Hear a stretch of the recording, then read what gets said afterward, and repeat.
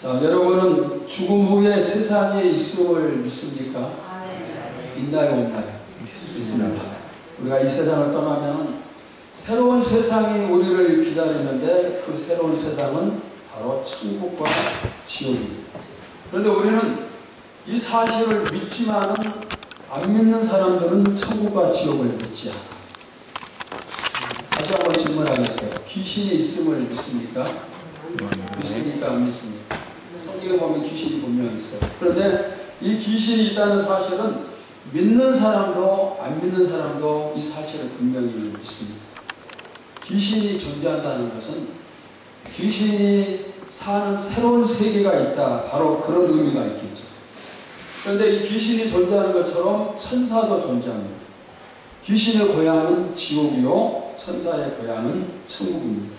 그러면 우리가 어떻게 해야 천국에 갈 수가 있을까요? 천국에 간다는 것은 부활을 전제로 해야 갈 수가 있습니다. 만약에 부활이 없다 그러면은 천국도 없어요.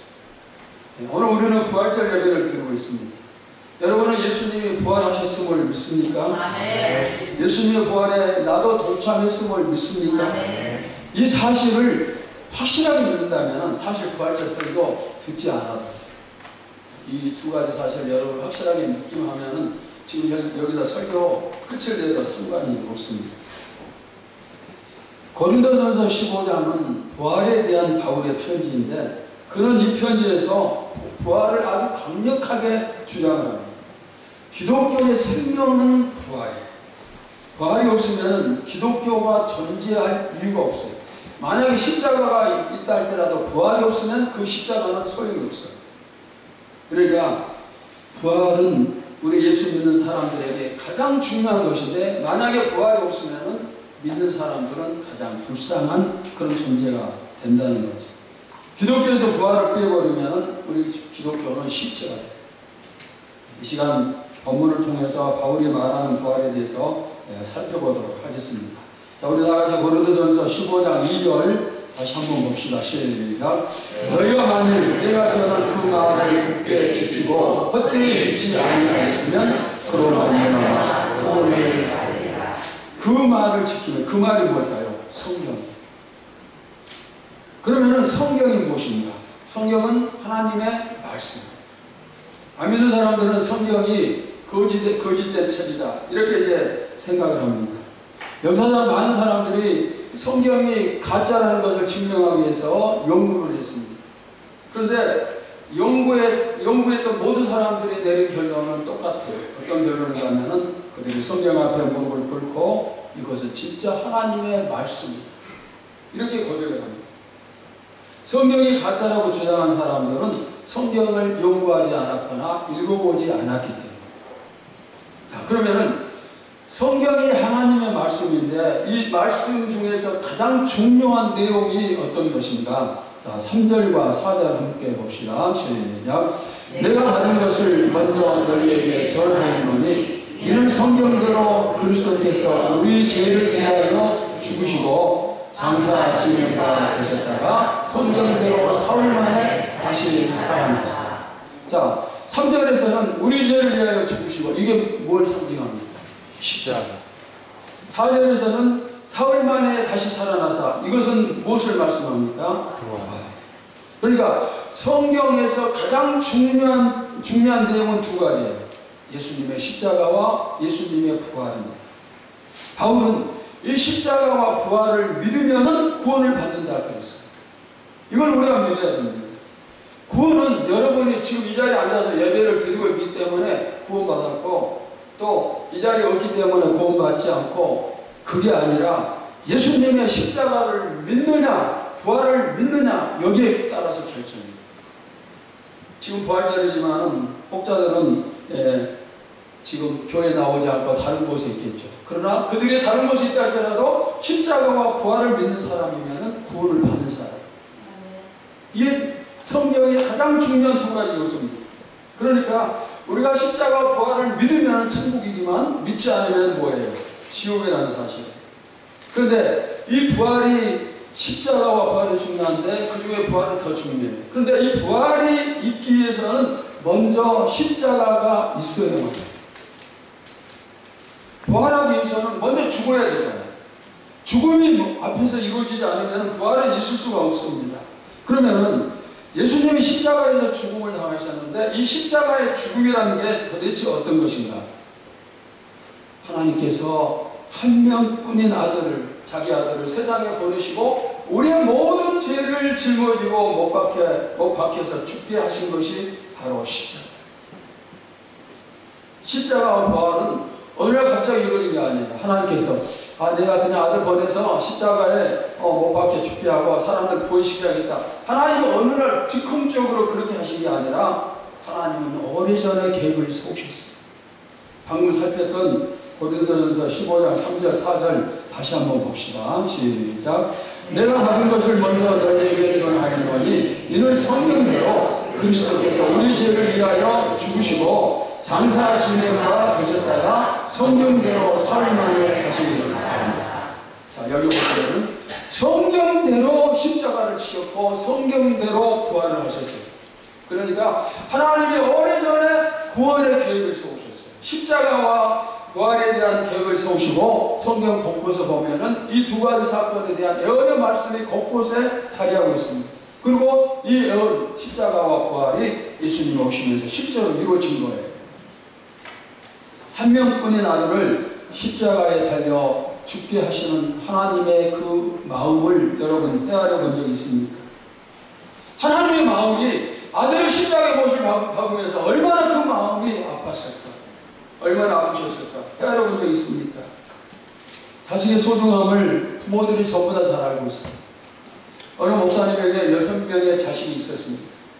그 목사님에게 아주 친한 정말 가깝고 정말 사랑하는 한 친구가 있었는데 유감스럽게 그 친구에게는 자식이 없었어요. 친구가 목사님에게 부탁을 합니다. 자네는 자식이 많으니까 나에게 한 명만 달라. 그러면 내가 정말 그 자식을 훌륭하게 키우겠다. 목사님이 자식이 6명이 되니까 키우기 얼마나 힘들겠어요. 그래서 힘도 들고 6명 중 한 명 정도는 보내도 괜찮겠다 싶어서 뭐라고 대답했는가? 아내와 협의해서 한 명을 보내겠다. 이렇게 대답을 했습니다. 그리고 집에서 부부가 생각을 합니다. 장남은 가문을 이어야 되니까 안 돼요. 둘째 여자아이는 집안일을 잘 도와서 안 되고, 셋째는 할머니를 닮아서 안 되고, 넷째는 가장 몸이 약하니까 안 되고, 다섯째는 가장 영리해서 안 되고, 마지막 여섯째만 남았는데 엄마가 갑자기 울어버립니다. 젖먹이 어린 것을 도저히 보낼 수가 없었기 때문에.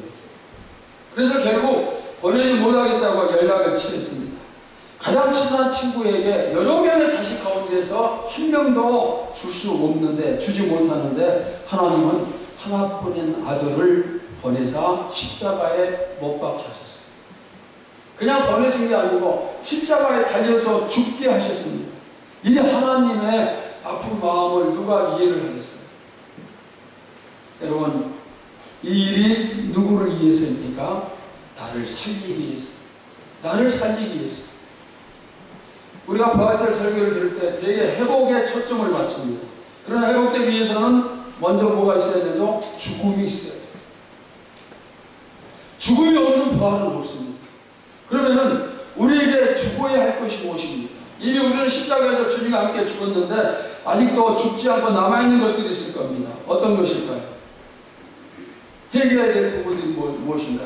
내가 버려야 될 것이 뭔가? 내가 고쳐야 될 것이 뭔가? 이런 것들을 전부 다 죽여야 되겠죠. 십자가의 못을 박아야 되겠죠. 하나님의 아들을 십자가에 내주신 결과 모든 것이 끝난 줄 알았는데 그 다음 어떤 일이 일어났는가? 이 아들이 살아났어요.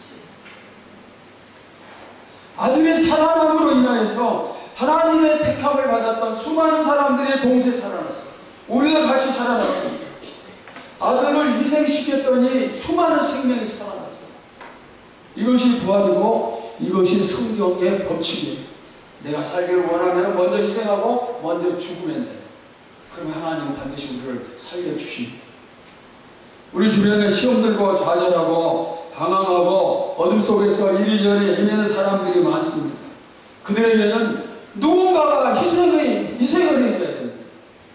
우리의 희생이 필요해요. 시간을 희생해서 찾아가야 되고, 내가 봉사하면서 또 내 물질을 사용하면서 희생을 하면서 그들과 접촉을 할 때, 그럴 때 그들이 회복이 되어지는 거예요. 나 한 사람을 회복시키기 위해서 예수님께서 십자가에서 죽는 엄청난 희생이 있었던 것처럼, 우리가 다른 한 사람을 살리기 위해서도 나의 엄청난 희생이 있어야만 그 일이 가능합니다. 이제는 우리가 그 일을 하기를 원합니다. 예수님의 희생 때문에 내가 살아난 것처럼 나의 희생을 통해서 다른 사람들이 살아나는 것, 이것이 우리가 해야 될 사명입니다. 오늘도 부활하신 주님께서 저에게, 여러분에게 요청을 하십니다. 나를 대신에 너희가 찾아가서 회복시켜라. 이러한 주님의 요청에 우리 순종할 수 있기를 바랍니다. 사흘 뒤에 주님이 부활하셨어요. 자, 부활하신 다음에 예수님께서 사람들에게 나타나기 시작하는데, 이들은 바로 예수님의 부활의 증인들이 될 사람이에요. 자, 고린도전서 15장 5절에서 8절 교독합시다. 게바에게 보이시고 후에 12 제자에게와 그 후에 오병들에게 실시에 보이셨다니 그 중에 지금까지 유대하시는 살아있고 어떤 사람은 잠들었으며 그 후에 야고보에게 보이셨으며 그 후에 모든 사도에게와 맨 나중에 만삭되지 못하는 남자 같은 내게도 보이시더니. 자, 여기 보시면은 누구에게 보이셨습니까? 순서대로 보면은 게바는 베드로예요. 그 다음에 12제자 오베교와 형제, 그 다음에 야고보는 예수님의 제자 야고보가 아니고 예수님의 친동생, 그리고 모든 사도들, 그리고 바울에게 보이셨습니다. 부활하신 주님께서 아주 많은 사람들에게 자신을 나타내셨습니다. 그런데 이 많은 사람들 가운데서 가장 놀라운 나타나심은 여러분 생각에 누구일 것 같아요? 바울에게 나타나십니다. 바울은 도저히 예수님을 믿을 사람이 아니었습니다. 오히려 그는 예수 믿는 사람을 잡아서 죽이는데 앞장섰던 그런 사람이에요.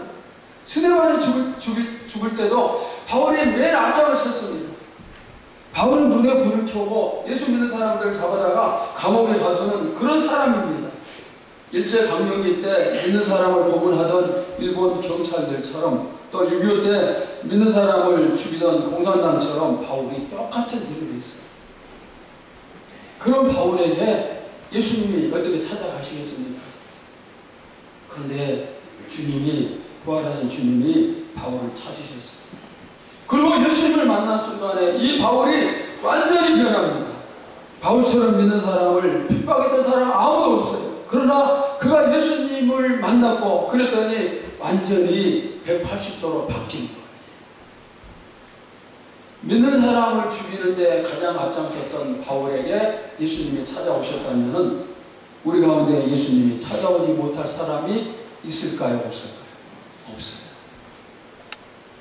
오늘 이 시간에 예수님께서 여러분을 찾아오실 수 있습니다. 또 안 믿는 여러분의 가족과 이웃을 찾아가실 수가 있습니다.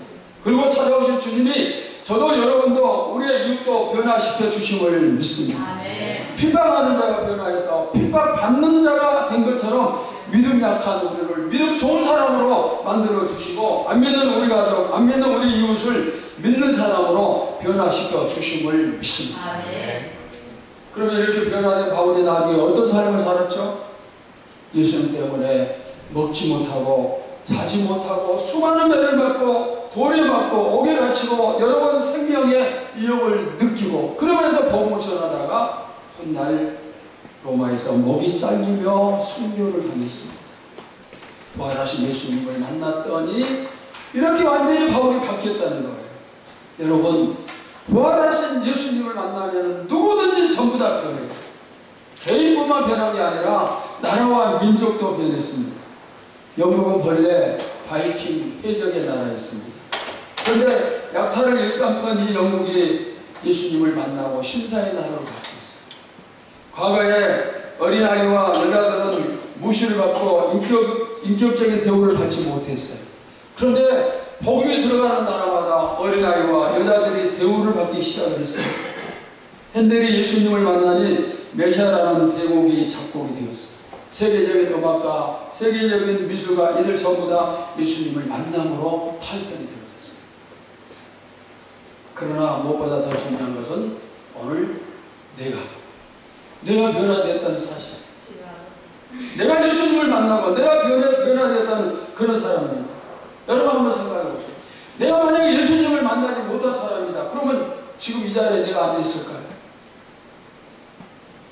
주님이 나를 만나주시고 나는 천국 백성이 되었고 나는 하나님의 아들이 되었습니다. 아직도 우리 주변에는 이 예수님을 만나지 못한 사람들이 많아요. 그들 가운데는 여러분이 정말 목숨처럼 사랑하는 여러분의 자녀들도 있어요. 우리가 자식을 아무리 사랑한다 할지라도 자녀들이 예수님을 만나지 못하면 그들에게 부활은 없어요. 앞으로도 쭉 사탄에게 속해 있다가 영원한 지옥 형벌을 받게 되겠죠. 그들을 구원할 책임이 누구에게 있습니까? 먼저 믿은 부모에게 있어요. 부활절을 맞이해서 우리 모두 다 회복의 길을 가기를 바랍니다.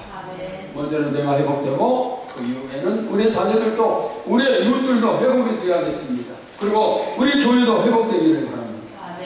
우리는 이 회복시키는 일을 하지 못해요. 그러나 예수님의 십자가의 사랑과 부활의 사랑은 무엇이든지 할 수가 있습니다. 십자가를 지시면서까지 우리를 사랑해 주셨는데 주님께서 우리가 요청할 때 안 해주실 게 뭐가 있겠어요? 우리가 당하는 어려움을 보고만 있겠습니까? 우리가 요청하면 무엇이든지 즉시 이루어 주심을 믿습니다. 지금도 부활하신 주님이 우리를 돕기 위해서 전부 다 준비해 놓으셨음을 믿습니다. 탕자가 집을 나간 다음 아버지는 날마다 문 밖에 서서 아들을 기다립니다. 그러다 먼 곳에서 아들이 보였을 때 즉시 뛰어나가 그 아들을 끼워안습니다. 지금 이 아들의 몰골이 어떨까요? 가지고 갔던 돈 전부 다 탕진하고 이제 먹을 게 없어서 돼지 우리에서 돼지와 생활하면서 돼지가 먹는 음식을 먹고 살았습니다. 그러니 거지 중에서도 그런 거지가 없죠. 얼마나 더러울까요? 입에서 얼마나 냄새가 나겠습니까? 근데 아버지는 뛰어나가서 그 아들을 껴안고 입을 맞춥니다. 그리고 잔치를 보입니다. 누구든지 주님께 나가기만 하면은 이렇게 환영을 받고 변화가 됩니다. 주님께 나가면 무거운 짐이 벗겨지고 받았던 상처가 회복이 되어집니다. 오늘 부활절이 바로 이 회복의 출발점입니다. 이 복된 날을 그냥 버리지 말고 여러분이 먼저 회복되시고 이어서 사랑하는 사람들을 주님께 데려오시기를 바랍니다. 험한 세상을 살아가는 성도 여러분, 부활하신 주님이 오늘도 여러분과 함께 하심을 믿으시기를 바랍니다. 영원토록 함께 하신다고 약속을 하셨고 그 약속을 반드시 지키십니다. 부활의 주님이 세상 끝날까지 나와 함께 하신다면 아무리 힘들고 어려운 세상에 갈지라도 우리는 걱정할 필요가 없음을 믿습니다. 이 약속하셔 함께 하시겠다고 약속하는 주님이 지금 이 시간에도 이 자리에 여러분과 함께 하십니다. 그 주님이 나의 모든 형편을 다 알고 계세요. 내가 얼마나 지금 무거운 짐을 지고 있는가 알고 계십니다. 내가 어떤 문제가 있고 내가 무슨 병으로 고통을 당하고 물질적으로 어떤 어려움을 당하고 또 가정에 있는 문제점, 사업이나 직장의 문제점 모든 것들을 주님이 전부 다 알고 계세요. 주님이 알고 계시다는 것은 그분에게 해답도 있다는 뜻입니다. 그러니까 주님이 함께 하시면 안심이에요. 근심 걱정할 이유가 하나도 없습니다. 시편 23편 4절을 봅시다. 시작. 내가 사망의 음침한 골짜기로 다닐지라도 배를 두려워하지 않을 것은 주께서 나와 함께 하시느라 주의 지팡이와 막대기가 나를 안위하시나이다. 부활하신 주님이 여러분의 목자가 되셔서 인도를 하십니다. 그러니까 내가 사망의 음침한 골짜기와 같은 그런 곳을 간다 할지라도 두려워할 필요가 없어요. 마치 어린아이에게 엄마 아빠가 곁에 있으면 두려울 거 하나도 없는 것과 같은 거예요. 엄마 아빠가 옆에 있어도 아이들에게 두려움이 없어지는데 하물며 주님이 함께 하신다면 그보다 더 든든함이 어디 있고 그보다 더 큰 힘이 어디 있겠어요. 간증을 하나 소개하겠습니다. 유치원에 다니던 딸과 함께 행복하게 살던 어느 가정에 커다란 먹구름이 덮였습니다. 어느 날 갑자기 아내가 원인 모르는 질병으로 세상을 떠났습니다. 장례식을 치르고 아버지와 어린 딸이 집으로 들어옵니다. 용안에서부터 시작해서 방, 부엌, 응접실에 이르기까지 변한 것이 하나도 없는데 남편의 눈에는 모든 것이 다르게 보였어요. 밤이 되어서 아빠가 딸을 침대에 누이고 이제 재운 다음에 자기 방으로 돌아갔어요. 근데 얼마 후에 딸이 흐느끼는 소리가 들립니다. 어린 딸이 무서워서 울고 있어요. 아빠가 딸 방에 들어가서 이렇게 말을 합니다. 아무리 어둡고 무서워도 아빠가 함께 있으니 무서워하지 말고 편안하게 잠을 자거라. 그런데 어린 딸이 한참 있더니 질문을 합니다. 아빠, 아무리 어두워도 아빠는 나를 사랑하지? 이렇게 안심하는 목소리로 물었어요. 아빠는 딸의 질문 앞에 큰 깨달음이 갑자기 왔습니다. 그래서 그 자리에서 기도를 시작합니다. 하나님, 딸의 임신을 통해서 나에게 진리를 가르쳐 주신 것 감사합니다. 내 주변에 아무리 어두워도 변함없는 하나님의 사랑이 있기에 실망치 않습니다. 비록 우리 가정에 먹구름이 덮여 사망의 음침한 골짜기 같이 느껴지지만 내가 딸을 사랑하는 것처럼 하나님께서도 나를 사랑하시는 것을 믿고 평안을 얻습니다. 이렇게 기도를 했습니다. 그 기도가 끝나자 그의 마음에 있던 불안과 공포가 사라졌습니다. 사랑의 목자 되시는 주님을 의지할 때 그의 마음에 평화가 찾아왔어요. 저도 요즘에 마음이 너무 무거웠어요. 여러분도 함께 동참했지만 40일 금식 기도를 어떻게 하면 실수 없이 잘 마칠 수 있을까? 또 금식하면은 평상시에는 모르지만 금식할 때는 한 끼가 얼마나 힘든지 전부 다 느꼈죠. 여러분이 어떤 사람은 한 번, 어떤 사람은 두 번, 또 세 번, 네 번 그렇게 참석을 했겠죠. 또 한 주간 동안 작정 기도회를 하면서 이 작정 기도회도 어떻게 잘 마칩니까? 그런 것 때문에 마음이 너무 무겁고 몸도 힘들었어요. 근데 기도하는 중에 갑자기 빌립보서 4장 6절과 7절 말씀이 생각났어요. 그 말씀을 제가 암송하고 있었는데 그 말씀을 꺼내서 하나님께 기도하면서 고백을 했어요. 자, 우리 다 같이 빌립보 4장 6절 7절 봅시다. 시작. 아무것도 염려하지 말고 다만 모든 일에 기도와 간구로 너희 구할 것을 감사함으로 하나님께 아니라 그리하면 모든 시간에 뛰어난 하나님의 평강이 그리스도 예수 안에서 너희 마음과 생각을 지키시리라. 이렇게 이 말씀을 듣고 하나님께 고백하면서 기도하는 순간 그때부터 40일 금식 기도가 끝나고 작정 기도가 끝나기까지 하나님이 주신 평강이 차고 넘쳤습니다. 사랑하는 성도 여러분, 우리가 아무리 어둠 속에 처해 있다 해도 또 지금 나의 환경이 아무리 좋지 않다 해도 십자가와 부활을 허락하신 하나님의 사랑이 우리와 함께 있어요. 이 하나님의 사랑이 우리와 함께 있기 때문에 우리는 안심입니다. 제자들에게는 십자가의 사건이 미칠 것 같았어요. 왜 예수님이 왕이 되시지 않고 십자가에 죽는가? 미칠 것만 같았고 견딜 수 없는 아픔이었어요. 이렇게 슬퍼했는데 주님이 죽음을 이기시고 부활하셨어요. 오늘 우리가 이 부활을 만끽하면서 기쁨과 감사함으로 예배 드릴 수 있다는 게 얼마나 좋고 얼마나 큰 축복인가 이것을 알 수 있기를 바랍니다. 그런데 이 기쁨이 우리끼리만의 기쁨이 되면 안 돼요. 주님의 부활은 주님 한 분의 부활이 아니라 우리의 부활입니다. 또 우리의 부활은 우리만의 부활이 아니라 우리 이웃의 것입니다. 아직 우리 이웃들은 부활을 몰라요. 그러니까 이제는 우리가 받은 부활을 그들과 나눠야 됩니다. 우리가 십자가를 질 차례입니다.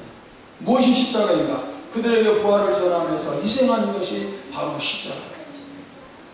우리가 전도에 희생할 때 수많은 영혼들이 부활의 축복을 누림을 믿습니다. 주님이 나에게 죽으셨어요. 주님이 나를 위해서 부활하셨습니다. 나를 이처럼 사랑하신 주님께 감사하며 영광을 돌립니다. 이제부터는 내가 주님을 위해서 십자가를 지고 부활의 길을 가게 하시옵소서. 아멘. 하나님 감사합니다. 우리에게 감당할 수 없는 사랑을 허락하셔서 하나뿐인 아들 이 땅에 보내시고 우리 죄를 짊어지고 십자가에 못 박게 하셨습니다. 거기서 끝이 아니고 부활시키셔서 우리도 같이 부활의 축복을 누리고 천국 백성 하나님의 자녀가 되는 축복을 누리게 하심을 감사를 드립니다.